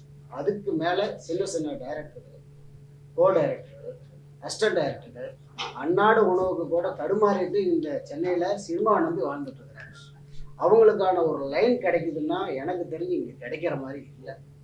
ஒரு 10-20 பேரை நம்பியே வாழ்க்கை பெரிய ஜாமான்னு போகிறாங்க. இதுக்கு நாம் வந்து தடை பண்ண முடியாது. ஆனால் எனக்குள்ளே ஏற்பட்டுக்கிட்ட ஒரு மகிழ்ச்சி என்னன்னா, கடவுள் நமக்கு வந்து தேவைக்கான வசதியை கொடுத்துட்டாங்க, எதையாவது ஒன்று சாதிக்கணும் அப்படின்னு சொல்லி நான் சினிமா துறையை இந்த வயசுக்கு மேலே நான் தேர்ந்தெடுத்தேன். அதில் ஒரு 10 டைரக்டர்லாம் நம்ம உருவாக்கணும். அதில் வந்து யார் ஜெயிச்சு வராங்களோ அது போதும் அப்படிங்கிற ஒரு நல்ல நோக்கத்தோடு நாங்கள் செயல்பாட்டுக்கு இப்படி வந்துருக்கிறோம். எனக்கு 2 பையன். ஒருத்தர் விசில் கம்யூனிகேஷன் படித்து சினிமாவுக்காக உருவாகிட்டு இருக்கிறோம். இவர் சின்ன தம்பி, அவர் வக்கீல், ஆல்ரெடி வக்கீல் பண்ணிட்டு எப்போ படம் பண்ணிட்டுப்பா கூட அப்படின்னா நான் சொன்னேன், சரிப்பா பண்ணுப்பா, நான் அதை வரவேற்கிறேன் அப்படின்னாரு. அப்போ சொல்லும் போதே ஒரு விஷயத்தை தெளிவுபடுத்தினார். சார் நான் சோலாவாக போக மாட்டேன், ப்ரொடியூசர் பையனாக இருந்தாலும் அடக்க ஒடுக்கும் ஒரு சின்ன சீன் கொடுத்து நான் போட போகிறேன், நான் ட்ராவல் பண்ணுறேன், சினிமாவை தெரிஞ்சுக்கிறேன், அதுக்கப்புறம் காலம் பதில் சொல்லட்டும் அப்படின்னு ஒரு பகுதி. ப்ரொடியூசர் பையனா அவங்களுக்கு முக்கியத்துவம் கொடுத்து அவங்கள பில்டப் பண்ணி அவங்களுக்கான பவர் கொடுக்கறதுக்கான விஷயத்துக்கு நான் போகிறேன். நீங்கள் எடுக்க போகிற எந்த படமாக இருந்தாலும் அப்படி தான் இருக்கும். அதே மாதிரி நாங்கள் ஒரு காலையில் ஒரு 6 மணிலேருந்து வெளியே பிரயாணம் பண்ணிகிட்டு இருக்கிறோம் பல வேலைகளாக. அப்புறம் ஒருத்தர் இந்த மாதிரி கதை சொல்கிறாங்கன்னு சொன்னங்காட்டி ஒரு 6:30 மணிக்கு இவரை சந்திக்கிறோம். டைரக்டர் ராஜகோபால், அவரை அரவிந்த் ராஜகோபால். கதை சொல்ல வரேன் சார் 6:30 மணிக்கு ஸ்டார்ட் பண்ணார். ஃபுல் டயர்டு சாயங்காலம் காலையிலேருந்து வந்ததுனால பார்க்க முடியுமா கேட்க முடியுமான்னு எனக்கு தெரியல. ஆனால் சொல்ல ஆரம்பித்தா 2 மணி நேரத்தில் வந்து எனக்கு வந்து இருந்த டயர்டே போயிடுச்சு. கம்ப்ளீட்டாக எனக்கு வந்து அந்த படத்து மேலே நல்லா இம்ப்ரூஸ் ஆகி ஒரே டைமில் சந்திச்சு அடுத்த நாளே ஓகே. நான் அதுக்காக சான்ஸோ டைமோ இதுவும் எதுவும் ஒதுக்கலை. பண்ணுங்கனாரு. எங்களால் என்ன செய்ய முடியுமோ அவர் கேட்குறது இது வரைக்கும் எந்த தடையும் இல்லாமல் செஞ்சுருக்கோம். அதுபோக வந்து ஜெகன் அடிக்கடி சொல்லிகிட்டு இருக்கிறாங்க, எதிர்காலத்தில் வரக்கூடிய மிகப்பெரிய டீம் இவங்க. அதில் ஜெகன் ஒரு ஆள் வரும், எந்த சந்தேகம் இல்லை. இவங்க ஆல் ஓவர் டீம் வந்து வெற்றிகளை தர்றதுக்காக உழைக்கக்கூடிய மனுஷன். இவங்க டீம் வந்து சாதாரண ஆளுகள். இன்றைக்கி நான் சொல்கிறேன் இந்த வாயிலாக, எங்கள் படத்துக்காக சொல்ல, எது வேணால் நடக்கணும். ஆனால் இவங்களை நம்பி படம் கொடுக்குறவங்களுக்கு யாருக்கும் தோல்வியும் வராது, அந்த படத்தை தோக்க விடவும் மாட்டாங்க, ஒரிஜினலாக பாடுபடுவாங்க. இது வாயில் மூலிமா எந்த ப்ரொடியூசர் பார்த்தாலும் இவங்களுக்கு நீங்கள் வாய்ப்புகளை கொடுக்குறதுனால நல்ல வழி கட்டாய பணம் லாஸ் ஆகாமல் பார்த்துக்கிறதுக்கு அத்தனை வகையான தகுதியும் நிறைஞ்ச ஒரு டீம். அந்த ஒரு நம்பிக்கையை வச்சு தான் நான் இவங்ககிட்ட கேட்டேன். நான் எப்போவுமே வந்து கதைக்குள்ளே போய் நாங்கள் வந்து தலையிடுற விஷயம் கிடையாது. அவங்க என்ன படைக்க நினைக்கிறாங்களோ அதுக்கு பக்கபலமாக நிற்குன்னு தான் நினைப்போமே தவிர அதில் நாங்கள் முழு சுதந்திரம் அவருக்கு கொடுத்துட்டோம். எங்கிட்ட என்னன்னா, நாங்கள் கிராமத்துக்காரங்களாச்சா, சொன்னதே செய்யலையேன்னு கோவம். சொன்னதை ஏன் செய்யலன்னு தான் கோவம். நீ எச்சா செய்யணும்னு எனக்கு தெரியாது, அதுவும் சொல்கிறத செய், நீ தானே சொன்ன, மாறாது. இந்த மாதிரி ஒரு விஷயத்தில் இருக்கணும் தவிர நாங்கள் எதையுமே பெருசுப்படுத்திக்க மாட்டோம். அந்த மாதிரி ஒரு குணம் இல்லை. நாங்கள் இந்த சினிமாவில் வந்து புதுசாக நாங்கள் வந்து வந்துகிட்டு இருக்கிறோம். உங்களுடைய வாயிலாக இந்த படத்தை வெற்றி பெறுவதற்கு எல்லா வகையான விஷயங்களும் செய்யணும். அப்புறம் எங்களோட நடித்த டீமில் இருக்கிறவங்க சார் சாம் சார் சொல்ல வேண்டியதில்லை. அதாவது என்ன சொல்கிறதுனா, ஒரு டெடிகேட்ஸ் பர்சன். என்கிட்ட எல்லாம் சொல்லும் பொழுது ஆர்டிஸ்ட்னா டார்ச்சர் பண்ணிடுவாங்க, டைமுக்கு வரமாட்டாங்க. எனக்கு அதெல்லாம் தெரியவே இல்லை. சிரமம் கொடுத்துருந்தா தானே வருத்தப்பட முடியும். அவர் வேலையை அவர் கச்சிதமாக செஞ்சார். எங்களுக்குள்ளே வந்து அண்ணன் தம்பி உறவாக தான் இந்த படத்தில் நாங்கள் பழகிக்கிட்டோம், இருந்துக்கிட்டோம். இவர் நிறையா இவங்களுக்கெல்லாம் சொல்லி கொடுத்தார். புதுசுங்கிறதுனால அவர் விட்டு விலகலை. அதனால் ஒவ்வொருத்தருக்கும் அவர் வந்து அவருக்கு தெரிஞ்ச விஷயங்களை, அனுபவங்களை, டைரக்டருக்கும் சரி, கோ டைரக்டருக்கும் சரி, எங்கள் தம்பி ரஞ்சித்துக்கும் சரி, எல்லாத்துக்கும் ஒரு பிள்ளையார் சொல்லியாக தூணாக நின்று இந்த படத்தை வந்து கொண்டு போகணுங்கிறதுக்காக இன்ன வரைக்கும் அவர் கஷ்டப்படுறாரு. அதுக்காக ரிஸ்க் எடுக்கிறாரு. பல விஷயங்களை சொந்தமாக அவர் செலவு பண்ணி கூட அடுத்த ரேஞ்சுக்கு போகிறாரு. இது எங்களுக்கு ஒரு மகிழ்ச்சியான விஷயம். எந்த நடிகரும் எனக்கு இப்படிலாம் பண்ண மாட்டாங்க, வேலை முடிஞ்சால் சம்பளத்தை வாங்கினா குட் பாயிண்ட்டு போயிட்டே இருப்பாங்க. ஆனால் இதை தாண்டி அவர் வந்து மொத்தமாக ஜெயிக்கணுங்கிறதுல வந்து ஆர்வமாகவும் ரொம்ப சத்தியமாகவும் இருக்கிறார். இதில் எந்த இடத்துலையும் சந்தேகம் இல்லை. எங்களுக்கு இந்த ப்ரொடக்ஷனில் இவர் நடித்தது மிகப்பெரிய ஒரு பாராட்டாக நாங்கள் நினைக்கிறோம். அதுக்கப்புறம் பொண்ணு நிரஞ்சனமா, அவங்களால நம்ம எதுவும் சொல்கிறது இல்லை. நல்ல பொண்ணு, அருமையாக நடிச்சது, ஃபஸ்ட் கிளாஸாக இருக்குது. போகுது, போகிறாங்க, நல்ல முறையாக இருந்துச்சு. அதில் ஒன்றும் சந்தேகம் இல்லை. சார் ரவி சார் பக்கா ஜென்டில்மேன். அதாவது வந்து நான் அவரை பார்க்குறப்பல என்ன நினைப்பேன்னு கேட்டிங்கன்னா, ஜெய்சங்கர் ஜேம்ஸ் பாண்ட் அப்படிங்களா, ஸ்ட்ரைட் அப்படி ஜம்முன்னு இருப்பார் அந்த இளமை தோற்றத்தோட. ஆனால் கேரக்டர் தான் வயசான கேரக்டர், அப்பா கேரக்டர். ஆனால் அவர் பார்க்கும்பொழுது ஸ்க்ரீனில் வரும்பொழுது அருமையாக அவர் வரார். சரி, இவர் இன்னும் 25 வயசுக்கு இவர் கதாநாயகனா போயிடலாம் மாட்டேங்குது, அவ்வளோ அழகாக தானே இருக்கார் இவருக்குன்னு அப்போ அந்த அளவுக்கு ஒரு அற்புதமான என் மனசுக்குள்ளே பட்டதை நான் சொல்லிட்டேன். அவருக்கு வந்து ரவி சார் கூடையும் நிலரவி சார் இவரும் நிற்கிறப்ப பார்த்தா, நான் பிரேமில் பார்க்குறப்ப அவர் அப்பா இவர் பையனாக தெரியும். ஆனால் கதையில் வந்து 2 பேர் ஃப்ரெண்டு. என் நோக்கத்தில் பார்க்குறப்ப அவர் அப்பா இவர் பையனாக தான் தெரியும். அந்த அளவுக்கு கடவுள் வந்து அவருக்கு இளமையும் அந்த அழகையும் கொடுத்து படத்தில் வந்து அவர் தொடர்ந்து நடிக்கிறதுக்கான விஷயங்களை வந்து அவருக்கு அந்த வாய்ப்பு இருக்குங்கிறத தெரிஞ்சுக்கிறேன். எங்கள் பையன் அடுத்தது சொன்ன பேச்சை கேட்பான், சொல்கிற பேச்சு கேட்கணும். எது உங்களுக்கு புரிஞ்சிருக்குன்னு தெரியல. எது வைக்கல இல்லையா? நான் கொஞ்சம் யதார்த்தவாதி. எனக்கு வந்து ஒரு தடவை பேச தெரியும், 2வது தடவை பேசுனா அதை சரியில்லை சரின்றுவேன். அது வாதம் பண்ண எனக்கு பிடிக்காது. பிடிக்கலன்னு சொல்கிறத பழக்கம். அது பிடிக்காது அப்படின்னாங்கன்னா விட்டுருவேன். அப்புறம் ரெக்வஸ்ட் பண்ணாங்கன்னா சரின்றுவேன். ஏன்னா அதை வளர்த்தக்கூடாதுங்கிற பாணியில் அடுத்தடுத்து கேரியர் போகணும். அதனால் எங்களுடைய ஜேர்னல் இந்த படத்தை வெற்றி பெறதுக்கு உங்களுடைய டிவியின் வாயிலாக எல்லோரும் நல்ல ஒரு ஒத்துழைப்பு கொடுக்கணும். அதை விட பெரிய இன்னொரு இம்பார்ட்டண்ட்டான இல்லை, இப்போ வந்து அவங்கவுங்களுக்கு ஒரு டீம் இருந்துச்சு. விவாதம் பண்ணக்கூடாது, அதனால தான் பிரச்சனை. இன்னொரு என்னோட மொத்தமாக அவங்களுக்குன்னு ஒரு டீம் இருந்தது. எனக்கு இருந்த ஒரே டீமு அஜித். ஒரு பாய் தம்பி தான் எனக்கு ஒன்று கூடையே இருந்தாங்க, ஆஜி, முகமது ஆஜி. அதாவது வந்து ரொம்ப அருமையான பையன். என்ன சொல்கிறதுன்னா, அவர் இல்லைன்னா இந்த படத்தில் நிறைய பிரச்சனை உருவாயிடும். ஆனால் அதை பேலன்ஸ் பண்ணக்கூடிய சக்தி மொத்தத்தையும் அவன் காப்பாற்றிருக்கிறான்னா அந்த பாய் முகமது அஜித் தான். என்னோட நிழலாக இருந்து, நான் தூங்கினாலும் அவர் தூங்காமல் இருந்து, நான் சாப்பிட்டாலும் அவர் சாப்பிடாம இருந்து, நான் போக முடியாத இடத்துக்கு அவர் போய் அவ்வளோ வேலைகளையும் இந்த படத்துக்கு வந்து சிறப்பாக செஞ்சு இந்த படத்துக்கு வந்து வெற்றி அடைஞ்சுது அப்படின்னு சொன்னால் முதல்ல நான் அவருக்கு தான் நன்றி சொல்லுவேன். இந்த கூட்டத்தில் வந்து அவ்வளோ ஒரு உழைப்பாளி. காசு பணங்கள்ல ரெண்டாவது யார் பர்சன் அப்படின்னு உழைச்சதில் பார்த்தா என்னை தாண்டி போயிருக்கிறார். அவர் ஒரு அற்புதமான மனிதர். அவருக்கு இந்த மீடியின் வாயிலாக நன்றி தெரிவிச்சுக்கிட்டு இந்த படத்தை வெற்றி பெற செய்வதற்கு உங்களுடைய ஒத்துழைப்புகளும் அனைத்து தொலைக்காட்சியிலும் தாறுமாறு கேட்டுக்கொண்டு, ஒரு த்ரில்லர் ஃபார்மேட்ல ஒரு இன்ட்ரெஸ்டிங்கான ஸ்க்ரீன் பிளேயோட இந்த படம் வந்து முழுசா ஒரு நல்ல படமா அமைஞ்சிருக்கு. கான்ஃபிடண்டா எனக்கு சொல்ல முடியும், இது வந்து டெஃபினட்டா உங்க டைமுக்கும் சரி, நீங்க கொடுத்து காசு கொடுத்து டிக்கெட் வாங்குற ஒரு அந்த காசுக்கும் சரி, it will be worth it. வந்து இந்த படத்தை பார்த்து என்கரேஜ் பண்ணி இந்த யங் டீமை, நியூ கமர்ஸை என்கரேஜ் பண்ணி அவங்களுக்கு சக்ஸஸ் கொடுப்பீங்க நான் நம்புறேன். Asthiram releasing on March 7th. Please watch it in theatres. பிரம்மாஸ்திரமா கொடுத்துருக்காராங்கிறது March 7 நம்ம ஆடியன்ஸ் அதை சொல்லிடுவாங்க. பட் எனக்கு என்னடான்னா, ஒரு நல்ல டைரக்டரோட ஒரு நல்ல கதையில நடிச்சிருக்கிற திருப்தி எனக்கு இருக்கு இப்போ. அதாவது நான் சொன்ன மாதிரி ஃபர்ஸ்ட் நம்ம என்டர் ஆகும்போது ஒரு நடிகனா மட்டும்தான் ஆகணுங்கிற ஒரு எண்ணத்துல உள்ள வந்தேன். ஜீவா சார் எனக்கு ஒரு வாய்ப்பு கொடுத்தாரு. பட் மற்ற விஷயங்கள், மற்ற எக்ஸ்பீரியன்ஸ் எதுவுமே இல்லை அந்த டைம்ல. சில தவறுகள் நடந்தது. பட் அது மாதிரி அதை வந்து நான் நெகட்டிவாக எடுத்துக்கிட்டு டிப்ரெஷனில் போகிற ஆள் நான் கிடையாது. நான் எப்போதுமே நாளைக்கு என்ன அப்படிங்கிற யோசிக்கிற ஒரு ஆள் தான் நான். இப்போ வாரிசுக்கு அப்புறம் நான் கரெக்டாக நல்லபடியாக சூஸ் பண்ணி பண்ணணும் அப்படிங்கிற ஒரு எண்ணத்தில் இருக்கும் போது இப்போது துரை செந்தில் சார் டைரக்ஷனில் படம் நடிச்சிட்டு இருக்கேன். விஜயாதிராஜ் டைரக்ஷனில் ஒரு படம் ஷூட்டிங் போயிட்டுருக்கு. அந்த வகையில் ஒரு புது டைரக்டர் நான் சூஸ் பண்ணுறேன் அப்படின்னா, இவ்வளோ எக்ஸ்பீரியன்ஸுக்கு அப்புறமும் திருப்பி புதுசாக அப்படிங்கிற போது இருக்கும்போது எனக்கு அரவிந்த் மேலே இருந்த நம்பிக்கை, கதை மேலே இருந்த நம்பிக்கை என்னை கைவிடாது. கண்டிப்பாக இந்த படம் எனக்கு ஒரு நல்ல பேரை வாங்கி கொடுக்கும்.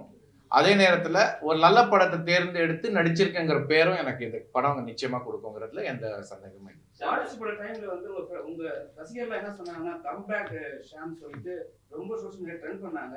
அந்த நேரத்துல வந்து உங்களுக்கு என்ன தோணுச்சு? ஏன்னா அதுக்கு முன்னாடி வந்து உங்களை வந்து யாரும் வந்து மேக்ஸிமம் பேசல. வாரிசுல நடிக்கும் போது எல்லாம் உங்களுக்கு பேச ஆரம்பிச்சுட்டாங்க. அதுக்கப்புறம் ஏன் சார் இந்த டிலே, இவ்வளோ டிலே? அதுதான் இப்போ ஃபர்ஸ்ட் 12B அப்புறம் 4 படம் இமீடியட்டா சைன் பண்ணேன். அந்த தவிர இப்போ நான் பண்ணக்கூடாதுங்கிறதுல ரொம்ப கிளியரா இருக்கேன். ஒரு படம் பண்ணாலும் கரெக்டான படம் பண்ணலான்ட்டு. இப்போ நான் வாரிசுக்கு அப்புறம் கோலிசோடான்னு ஒரு வெப் சீரிஸ் விஜய் மில்டன் டைரக்ஷன்ல பண்ணியிருக்கேன். அது ஹாட்ஸ்டார்ல ரிலீஸ் ஆயிடுச்சு. அதுக்கப்புறம் இப்போ அஸ்திரம், நொடிக்கு நொடி, அப்புறம் துரை செந்தில் சாரோட இயக்கத்தில் ஒரு படம். இந்த எல்லா படமும் சிறப்பாக இருக்கும், நல்ல படமாக இருக்கும், நல்ல டைரக்ஷனாக இருக்கும். என்னோட ரோலும் என்னோட பெர்ஃபார்மன்ஸும் ரொம்ப நல்லா இருக்குங்கிறதுல எனக்கு எந்த நம்பிக்கை, எந்த டவுட்டும் இல்லை. அதே நேரத்தில் தெலுங்குலையும் நடிக்கிறேன், கன்னடாலையும் நடிக்கிறேன். ஸோ இது வந்து போயிட்டு தான் இருக்கு. 6 கேண்டில் நீங்க வந்து உங்க உடம்ப வருத்தி ஒரு ஆக்டிங் கொடுத்துருக்கீங்க. இதுல ஏதாவது ஸ்பெஷல் வச்சிருக்கீங்களா இந்த படத்துல? இதுல அந்த மாதிரியான ஒரு ஸ்கோப்போ இல்லை பெர்ஃபார்மன்ஸ் டிமாண்ட் அப்படி கேட்கல. பட் என்னன்னா, படம் முழுக்க இவங்க சொன்ன மாதிரி ஷாமோட ஷோல்டர்ல இந்த படத்தை கேரி பண்ற அளவுக்கு அந்த ஸ்க்ரீன் பிளே இருந்தது. ஸோ அதுல நான் ரொம்ப கவனமா இருந்தேன். என்னை நம்பி இந்த படத்தை இவ்வளோ எல்லா சீனையும் நான் தான் கேரி பண்ணணும் அப்படிங்கிற ஒரு விஷயத்த ஃபோக்கஸ் பண்ணி, நல்ல வேளை எனக்கு ஒரு விஷயம் என்ன அமைஞ்சதுன்னா, இந்த படத்துல ஒரே டைம்ல ஷூட் பண்ணதுனால வேற எந்த டீவியேஷனோ டிஸ்ட்ராக்ஷனோ வேற ஒரு ஷூட்டிங் போயிட்டு வந்து இங்க அட்டென்ட் பண்ற மாதிரி இல்லாம இந்த படத்தை முழுக்க ஒரே ஷெட்யூல்ல முடிச்சதுனால பார்த்தவங்க சொன்னது என்ன அப்படின்னா, ஷாம் சார் வந்து கரெக்டா அந்த புரிஞ்சுக்கிட்டு எடுத்துட்டு போயிருக்காரு. எங்கேயுமே தப்பு இல்லாம, ஒரு டிராப் இல்லாம அந்த ரோலை கரெக்டா பெர்ஃபார்ம் பண்ணியிருக்காரு அப்படின்னு சொல்லி வந்து எனக்கு ரொம்ப சந்தோஷமா இருக்கு. தோல்வி இதெல்லாம் வந்து திருஷா இவங்க சொன்னாங்க, இது பண்ணாங்க. ஆனா உங்களுக்கு ஹைட்டு, கலரு, அழகு எல்லாமே இருக்கு. எந்த இடத்துல கோட்டையை விட்டுட்டீங்க? கோட்டையை விட்டுட்டேன்னு நான் சொல்ல மாட்டேன். பட் ஃப்ரெண்ட்ஸுங்க இருந்தாங்களா? இல்ல அது இல்ல. பேச்சு கேட்டு இதுவாயிட்டீங்களா? இல்ல அப்படி கிடையாது. ஆக்சுவலா வந்து எல்லாருக்குமே வந்து ஒரு டைம் அமையணும், வெற்றியும் அமையணும். இப்போ நான் வந்து சினிமாவுக்கு வரும்போது நான் பெரிய ஒரு ஜேர்னிலாம் நான் கிராஸ் பண்ணல. ஒரு 3 இயர்ஸா ட்ரை பண்ணேன், ஒரு பெரிய சந்தர்ப்பம் கிடைச்சது. இப்போவும் வந்து 12B படங்கிறது வந்து எனக்கு மிகப்பெரிய ஒரு டெபியூ வெஹிக்கிள் தான் அது. பட் மற்றவங்க நடிகர்கள்லாம் எடுத்து பார்க்கும்போது பார்த்தீங்கன்னா அவங்க பட்டிருக்கிற கஷ்டமும் அவங்க கோயிங் த்ரூ ஸ்ட்ரகிளும் பார்த்தீங்கன்னா ரொம்ப ரொம்ப கஷ்டப்பட்டிருக்காங்க. ஸோ அந்த கஷ்டத்துக்கு இன்னைக்கு சில பேருக்கு, ஃபார் எக்ஸாம்பிள் சிவகார்த்திகேயன் எடுத்துக்கலாம். அவர் சாதாரணமா வரல. அவர் பல வருஷமா கஷ்டப்பட்டு டெலிவிஷன்ல இருந்து விஜய் டிவியில் ஆங்கர் பண்ணி அப்புறம் டான்ஸ் ஷோ எல்லாம் பண்ணி அதுக்கப்புறம் ஒரு சந்தர்ப்பம் கிடைச்சு அதுக்கப்புறம் வெற்றி அடைஞ்சு இப்போ ஒரு ரேஞ்சுக்கு போயிருக்காரு. அது ஒரு அனுபவத்தை ப்ராப்பரா யூஸ் பண்ணிக்கிட்டாரு அவரு. எனக்கு வந்து கரெக்டா டெபியூ ஆனதுக்கு அப்புறம் ஒரு கைடன்ஸ் இல்லாம இருந்ததுக்கு காரணம் எனக்கு பேக்ரவுண்ட் இல்லை. பட் அதை நான் குறைய சொல்ல முடியாது. எனக்கு அது தெரிஞ்சுதான் நான் சினிமாக்கு வந்தேன். எனக்கு என்ன அப்படின்னா நான் வந்து ஒரு நல்ல நடிகனா ஆகணும், நல்ல ஒரு இடத்துக்கு போய் சேரணும் அப்படிங்கிற மாதிரி தான் வந்திருக்கேன். அதை நான் வந்து அது ஒரு ஜேர்னியா தான் பாக்குறேன். அப்ஸ் அண்ட் டவுன்ஸ் எல்லாருக்கும் இருக்கும். இல்ல டவுனா இருந்து அப்பா இருக்கும், இல்லைன்னா அப்பா இருந்து டவுனா இருக்கும். என்னோட ஜேர்னில எப்படி இருந்தாலும் ஐ எம் 1%. நான் ரொம்ப நன்றி சொல்லுவேன் கடவுளுக்கு. ஏன்னா எனக்கு கிடைச்சிருக்க ட்ரீம், என் கையில கிடைச்சிருக்கிறது வந்து எல்லாருக்கும் கிடைக்காது. பட் இன்ன வரைக்கும் 22 இயர்ஸா 3 லாங்குவேஜ்ல நான் நடிச்சுக்கிட்டு இருக்கிறது வந்து I think it's gift from God and I'm very thankful. இங்கேருந்து நம்ம எடுத்துட்டு போகலாம். வேற சார் நீங்க ஷோ பண்ணல ஜட்ஜா நீங்க இருந்தீங்க, அது கீழே வந்து கண்டிஷன்டா இவரு சிவகார்த்திக் இருந்தாரு, இன்னைக்கு சிவகார்த்திக் அங்க இருக்காரு. இதை எப்படி பாக்குறீங்க?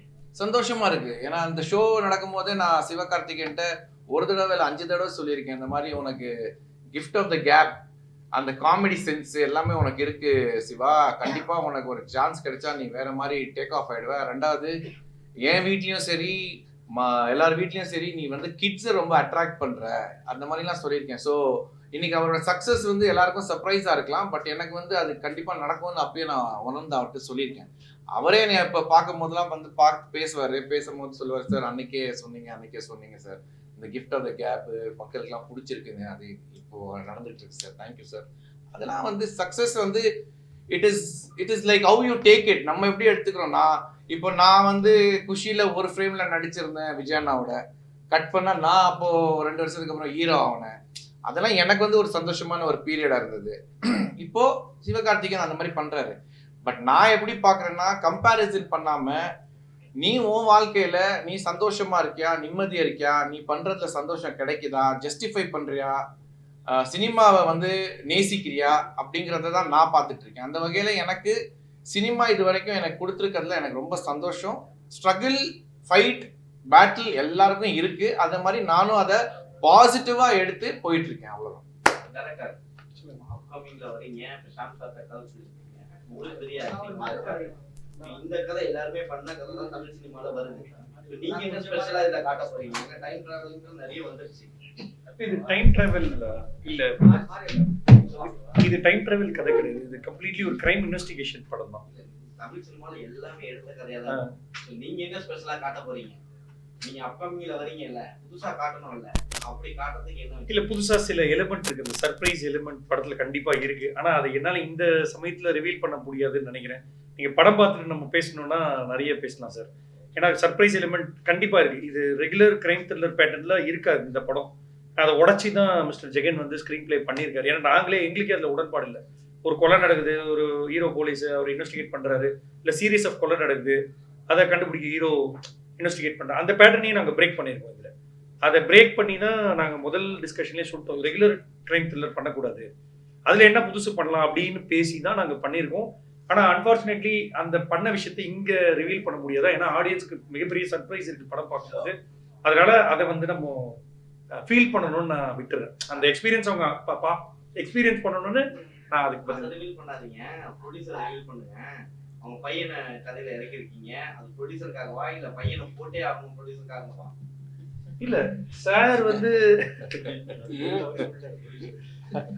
அது ப்ரொடியூசரே சொன்னாரு, என் பையன் நடிச்சாலும் வந்து முக்கியத்துவம் கொடுக்கணும், போஸ்டர்ல வரணும், நான் டான்ஸ் அதெல்லாம் இல்லாம ரஞ்சித்தே வந்து சின்னதா ஸ்டார்ட் பண்ணி நான் போறேன்ப்பா சினிமாவை கத்துக்கிறேன் அப்படின்னு சொல்லி தான் அவர் ஒத்துக்கிட்டாரு.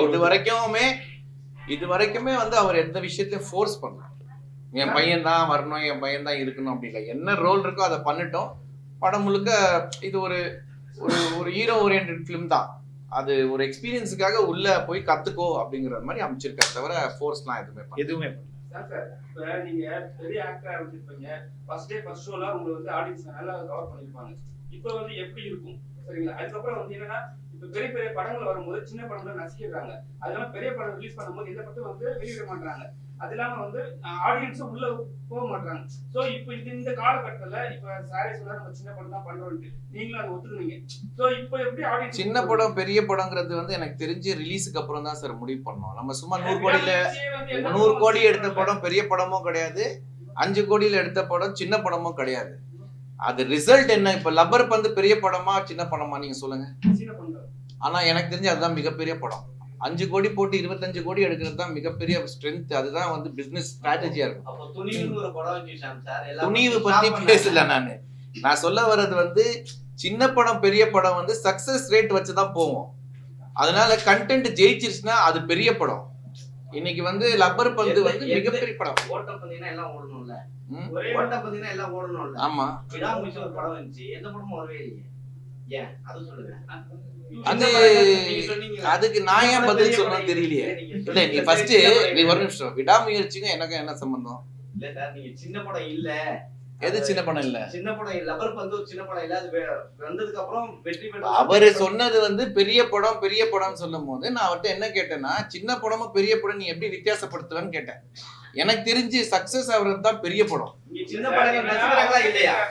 எல்லா படமும் ரேஸ்ல போயிட்டு அதுல வந்து ஜெயிச்சு வருது. ஓகே, அந்த வீக்ல வந்து அந்த படம் மட்டும் தான் ரிலீஸ் பண்ணாங்க, எந்த படத்தையும் வந்து ரிலீஸ் பண்ண விடல அந்த சைடுல. அதுக்காக தான் சோ இந்த மாதிரி சிச்சுவேஷன் நீங்க மாட்டீங்கன்னா என்ன பண்ணுவீங்க? படங்கள்லாம் அமுக்குறாங்களா இல்லையா அதான் கேள்வி. நடிக்கிறாங்களா இல்லையா சிறு படங்களுக்கு? பெரிய அப்படி ஒன்றும் நடக்கல சார். தளபதி படம் வரும்போது அவருக்கு தான் அந்த மாஸ் ஓப்பனிங் இருக்கும். அதே மாதிரி தலை வரும்போது அவருக்கு தான் மாஸ் ஓப்பனிங் இருக்கும். அந்த நேரத்துல ஒரு கஷ்டப்பட்டு ஒரு தயாரிப்பாளர் வந்து ஒரு 4 கோடி ஒரு படம் எடுத்ததை போய் அங்க போய் போட்டு நான் ஈக்குவலா ஓடுறேன் அப்படின்னு சொன்னாருன்னா அது தப்பான விஷயம். சார் அடுத்த வாரமே 10 படம் ரிலீஸ் பண்ணாங்க, சின்ன படங்கள் மட்டுமே. அந்த வீக் வந்து அந்த படம் மட்டும் தான் ரிலீஸ் பண்ணாங்க. சோ அதுதான் இந்த மாதிரி விஷயத்துல வந்து பெரிய பெரிய ப்ரொடியூசர்லாம் வந்து சிறுபட தயாரிப்பாளரை வந்து நசிக்கிறாங்க உடனே. இல்ல சார், நசுக்குறாங்கங்கிற வார்த்தை தப்பான வார்த்தை. யாரும் நசுக்க முடியாது. உனக்கு அந்த தெம்பு இருக்கணும். ஒரு தயாரிப்பு இல்லைங்க, நான் முடிச்சிடறேன். நீங்க ஒரு கேள்வி கேட்கறீங்க, பதிலுக்கு அப்புறம் பதில் சொல்றதுக்கு முன்னாடியே இன்னொரு கேள்வி தூக்கி போடுறீங்க. நசுக்க முடியாது யாரும். அந்த தயாரிப்பாளருக்கு அந்த ஸ்ட்ரென்த் இருந்துச்சுன்னா நான் என் படத்தை வெளியில கொண்டு வருவேன், மக்களுக்கு அதை வந்து பார்க்க நான் வந்து எப்படியாவது உருவாக்குவேங்கிறது தான் ஸ்ட்ரென்த். இது என்னை அமுக்குறான், அவன் என்னை இழுக்கிறான் அப்படின்னு நீ சொல்லிட்டு இருந்தேன்னா நான் நீ ஃபிட்டு கிடையாது இண்டஸ்ட்ரிக்கு. நீ தெளிவாரு. நீ வந்து ஒரு விஷயத்த நம்புற, நான் அதை தயாரிச்சிருக்கேன், நான் நடிச்சிருக்கேன் அப்படின்னா அதை நான் வெளியில கொண்டு வந்து காட்டுறேங்கிறது தான் நம்மளோட ஸ்ட்ரென்த்தா இருக்கணும். தவிர இவன் என்னை அமுக்குறான், அவன் பிடிச்சி என்னை இழுக்கிறான் அப்படின்னா நம்ம அதுக்கான நம்ம ஃபிட்டு கிடையாது. ஓட்ட பந்தயத்துல நம்ம ஓடுறோம் அப்படின்னா ஃபிட்டா இருக்கணும். இதுதானே இப்படிதானே இருக்க முடியும்.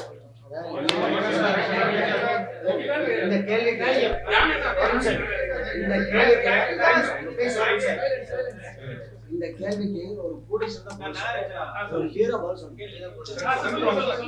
கேட்டீங்களா? அந்த கேள்விக்கு பதில் சொல்ல வேண்டிய இடத்துல ஏன்னா அது வந்து ஹீரோ கேட்டன் கிடையாது. அவங்க படம் முடிச்சிட்டாங்க, டேட் அவங்க பண்ண முடியாது. நாங்கள் தான் வந்து அதுக்கப்புறம் போஸ்ட் ப்ரொடக்ஷன் வேலைக்கு முடிச்சுட்டு எல்லா பிரச்சனையும் சமாளிச்சுட்டு ஒரு யூனிவர்சிட்டியில் வந்து நிற்கிறப்போ இந்த சிக்கல் ஏற்படும். நான் விடாமுயற்சியோட வரேன்னு சொன்னேன். உங்களுக்கு இருக்கா தெரியுங்களா? நான் சொன்னேன் விடாமுயற்சியோட நாங்கள் வர தயார். நாங்கள் சின்ன படம் பெரிய படம் நாங்கள் பயப்படல, அவரு கூட நாங்கள் வரோம் அப்படின்னு நாங்கள் டேட் அறிவிச்சோம். இது நான் கேட்டது, எங்களுக்கு தியேட்டர் தர்றதுக்கு யார் இருக்கா? முதல் படத்துக்கு எங்களுக்கு முதல் ஷோ தரக்கூடாது. 6 மணி ஷோ 9 மணி ஷோ 150 தேட்டர் தரேன்னு சொன்னீங்களே, எனக்கு விடாமுயற்சியில் கொடுங்க, நான் ரிலீஸ் பண்ணுறேன். அதுக்கு யார் தரல? இந்த சினிமா இண்டஸ்ட்ரியில் இருக்கக்கூடிய விஷயங்கள் தான். எது நான் யாரையும் நான் குறிப்பிட்டுலாம் சொல்ல முடியாது. அப்போ சின்ன ப்ரொடியூசர் அதில் வர தயாராகிட்டாங்கல்ல. நீங்கள் கேட்டீங்களா 14ஆம் தேதி எப்படி 7 பேர் வந்தாங்கன்னு? 14ஆம் தேதி வருவாங்க, அந்த முன்னாடி தேதியில் வர முடியும். அவங்களுக்கு இடம் இல்லை. தரலைங்கிறப்போ அவங்க ரிலீஸ் வந்து இவ்வளவு தூரம் பாடுபட்டு அதான் நான் கேக்குறேன். 2 வருஷம் வேலை பார்த்துட்டு 2 வருஷம் வேலை பார்த்துட்டு கோடிக்கணக்கில் செலவு பண்ணிட்டு அவங்க கிட்ட கொண்டு போய் ஒரு ஷோக்கு எங்க படத்தை அடமானம் வச்சு வர முடியாது. அந்த பயத்துல தான் யாரும் ரிலீஸுக்கு வரமாட்டேங்கிறாங்க. தொடர்ந்து கண்டினியூட்டா இன்னொன்னு என்ன பண்றாங்கன்னா ஒரு படத்தை பெரிய படத்தை 15 நாள் டே ஒர்க் பண்றாங்க, லாக் பண்றாங்க, யாருக்கும் இடம் தர மாட்டேங்கிறாங்க. அப்ப இந்த தருணத்துல ஒரு தயாரிப்பாளர் எப்படி துணிஞ்சு வருவான்? நான் வட்டி வாசிக்கு வாங்காம சொந்த காசை போட்டு வந்தங்காட்டி இவங்களோட மோதுறேன். வட்டிக்கு வாசி வாங்கினோன்னு தள்ளிட்டு போயிடறான். வர 10,000 5,000 போயிடுவேன் பயந்துகிட்டு தான் வெளியே போறாங்களே தவிர அவங்கள கண்டு பயந்தல்ல. இதுதான் வந்து சினிமா. அந்த சினிமா சப்போர்ட் பண்ணு.